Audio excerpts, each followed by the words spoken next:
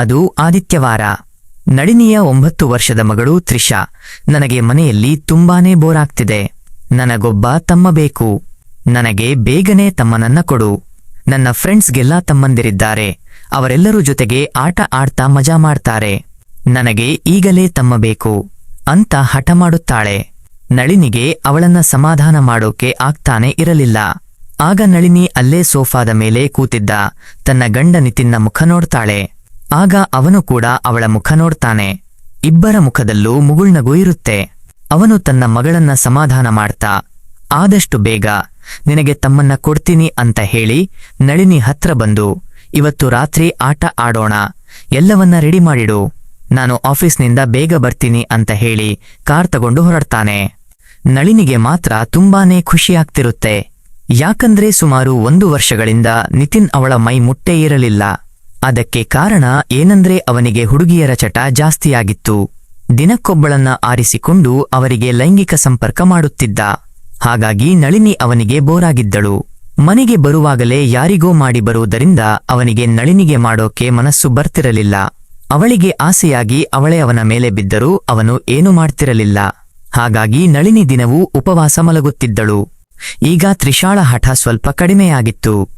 ನಳಿನಿ ಅವಳ ಜೊತೆ ಸ್ವಲ್ಪ ಹೊತ್ತು ಆಟ ಆಡಿ ನಂತರ ಆಟ ಆಡಿದ್ದು ಸಾಕು, ಹೋಂವರ್ಕ್ ಮಾಡು ಅಂತ ಹೇಳಿ ಪುಸ್ತಕವನ್ನ ತೆಗೆದಿಟ್ಟಳು. ಅವಳು ಕೂಡ ಬೇರೆ ದಾರಿ ಇಲ್ಲದೆ ತನಗೆ ಕೊಟ್ಟ ಹೋಂವರ್ಕ್ ಮಾಡೋಕೆ ಶುರು ಮಾಡುತ್ತಾಳೆ. ಮಹೇಶ್ನ ಆಗಮನ ಮತ್ತು ಅಡುಗೆ ಮನೆಯ ಅನಿರೀಕ್ಷಿತ ಘಟನೆ. ಆಗ ಪಕ್ಕದ ಮನೆ ಹುಡುಗ ಮಹೇಶ್ಗೆ ಕಾಲ್ ಮಾಡಿದ ನಳಿನಿ, ಬೇಗ ಬಾರೋ, ತ್ರಿಷಾಗೆ ಹೋಂವರ್ಕ್ ಮಾಡಿಸು ಅಂತ ಹೇಳ್ತಾಳೆ. ಅವನ ಮನೆ ಅಲ್ಲೇ ಹತ್ತಿರದಲ್ಲಿ ಇದ್ದಿದ್ದರಿಂದ ಅವನು 5 ನಿಮಿಷದಲ್ಲಿ ಮನೆಗೆ ಬರ್ತಾನೆ ಮತ್ತು ತ್ರಿಷಾಳಿಗೆ ಹೋಂವರ್ಕ್ ಮಾಡಿಸೋಕೆ ಶುರು ಮಾಡ್ತಾನೆ.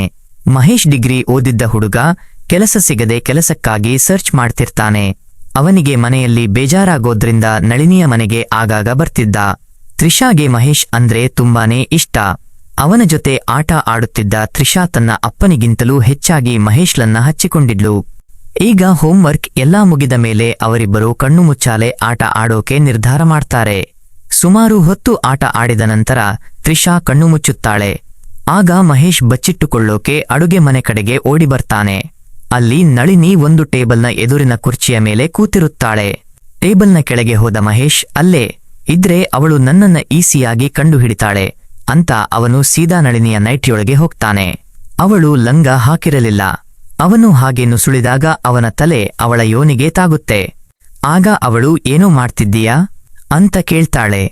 ಆಗ ಮಹೇಶ್, ನಾನಿಲ್ಲಿ ಬಚ್ಚಿಟ್ಕೊಂಡಿದ್ದೀನಿ, ನಾನಿಲ್ಲಿರೋದು ಅವಳಿಗೆ ಹೇಳಬೇಡಿ ಅಂತ ಹೇಳ್ತಾನೆ. ಆಗ ನಳಿನಿ, ಈ ರೀತಿ ಯಾರಾದರೂ ಬಚ್ಚಿಟ್ಕೋತಾರೇನೋ, ಮೊದಲು ಇಲ್ಲಿಂದ ಹೋಗು ಅಂತ ಹೇಳ್ತಾಳೆ.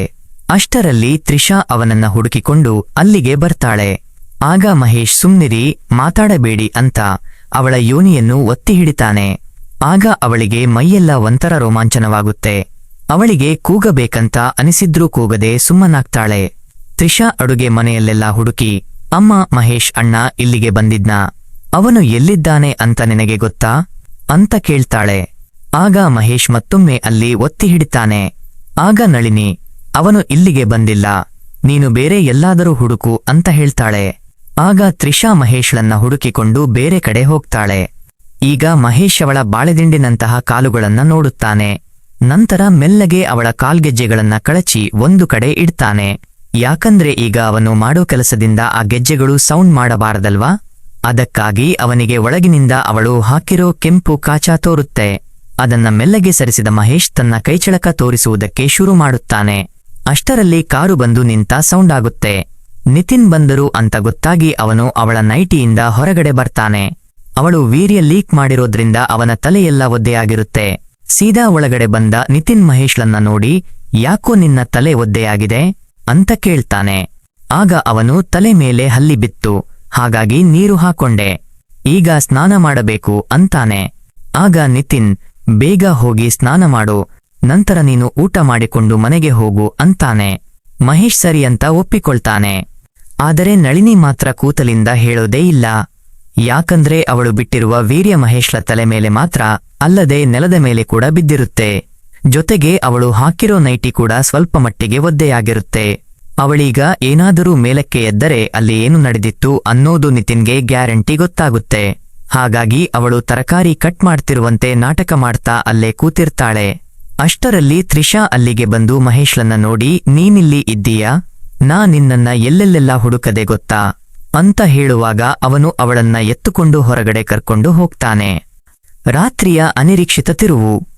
ಈಗ ಅಡುಗೆ ಮನೆಯಲ್ಲಿ ಯಾರೂ ಇಲ್ದಿರೋದನ್ನ ನೋಡಿದ ನಿತಿನ್ ನಳಿನಿಯ ಸ್ತನಗಳನ್ನ ಒತ್ತುತ್ತಾ, ಇವತ್ತು ಒಳ್ಳೆ ರೀತಿ ಮಜಾ ಮಾಡೋಣ ಅಂತ ಹೇಳ್ತಾನೆ. ಅವಳು ಸರಿ ಅಂತ ಹೇಳ್ತಾಳೆ. ಅಷ್ಟರಲ್ಲಿ ನಿತಿನ್ಗೆ ಕಾಲ್ ಬರುತ್ತೆ. ಅವನು ಕಾಲ್ ರಿಸೀವ್ ಮಾಡಿ ಹೊರಗಡೆ ಮಾತಾಡೋಕೆ ಹೋಗ್ತಾನೆ. ಆಗ ಬೇಗ ಎದ್ದ ನಳಿನಿ ಒಂದು ಬಟ್ಟೆ ತಂದು ತನ್ನ ಕಾಲಡಿ ಇರೋ ನೀರನ್ನ ಒರೆಸುತ್ತಾಳೆ. ಜೊತೆಗೆ ಆ ಬಟ್ಟೆಯಿಂದಲೇ ತನ್ನ ಯೋನಿಯನ್ನು ಒರೆಸಿಕೊಳ್ಳುತ್ತಾಳೆ. ಆಗ ಅಲ್ಲಿಗೆ ಬಂದ ನಿತಿನ್, ನಾನು ಸ್ವಲ್ಪ ಹೊರಗಡೆ ಹೋಗಿ ಬರ್ತೀನಿ ಫ್ರೆಂಡ್ಸ್, ಇದು ಪಾರ್ಟಿ ಇದೆಯಂತೆ, ರಾತ್ರಿ ಬೇಗ ಬರ್ತೀನಿ ಅಂತ ಹೇಳಿ ಹೋಗ್ತಾನೆ. ಮಧ್ಯಾಹ್ನ ಆಗಿರೋದ್ರಿಂದ ಅವರೆಲ್ಲರೂ ಜೊತೆಗೆ ಕೂತು ಊಟ ಮಾಡ್ತಾರೆ. ಊಟ ಮುಗಿದ ನಂತರ ತ್ರಿಷಾ ಮತ್ತೊಮ್ಮೆ ಕಣ್ಣು ಮುಚ್ಚಾಲೆ ಆಡೋಣ ಅಂತಾಳೆ. ಆಗ ಮಹೇಶ್ ಸರಿ ಅಂತ ಒಪ್ಪಿಕೊಳ್ತಾನೆ.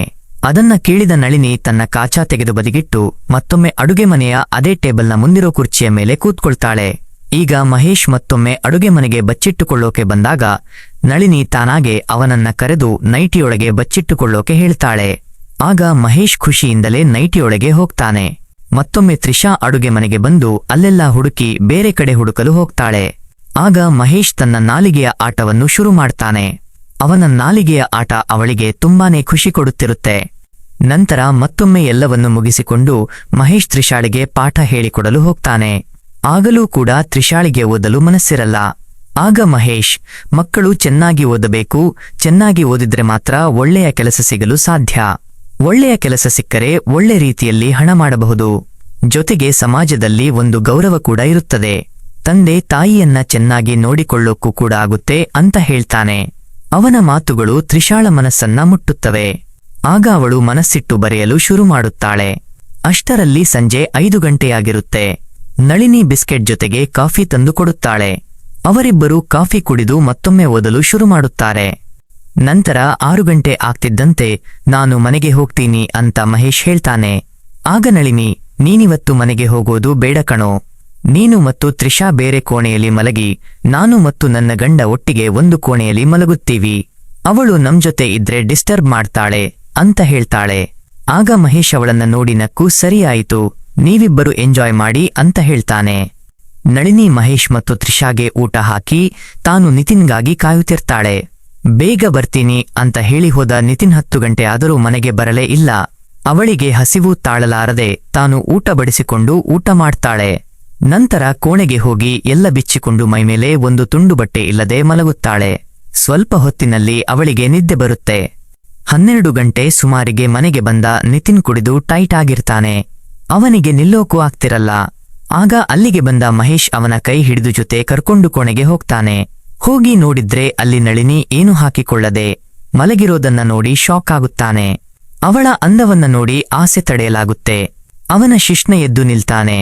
ಆದರೂ ತನ್ನನ್ನ ತಾನು ಕಂಟ್ರೋಲ್ ಮಾಡಿಕೊಂಡು ನಿತಿನ್ಳನ್ನು ಅವಳ ಪಕ್ಕ ಮಲಗಿಸುತ್ತಾನೆ.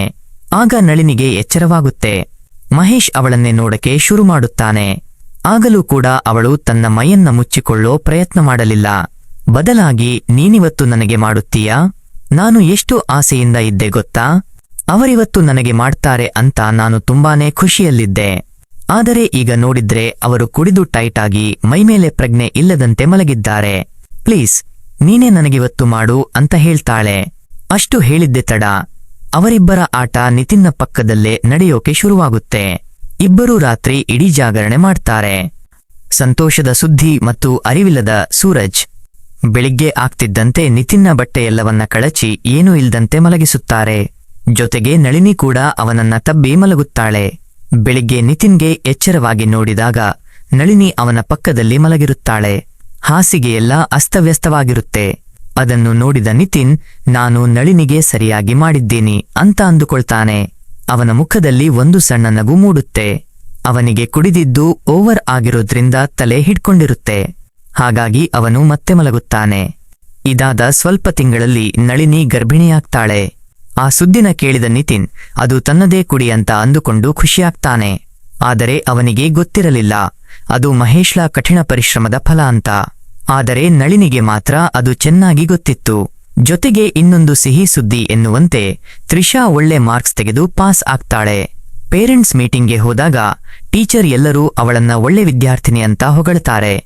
ಅದನ್ನ ಕೇಳಿಸಿಕೊಂಡ ನಳಿನಿ ಮತ್ತು ನಿತಿನ್ ಖುಷಿಯಾಗ್ತಾರೆ.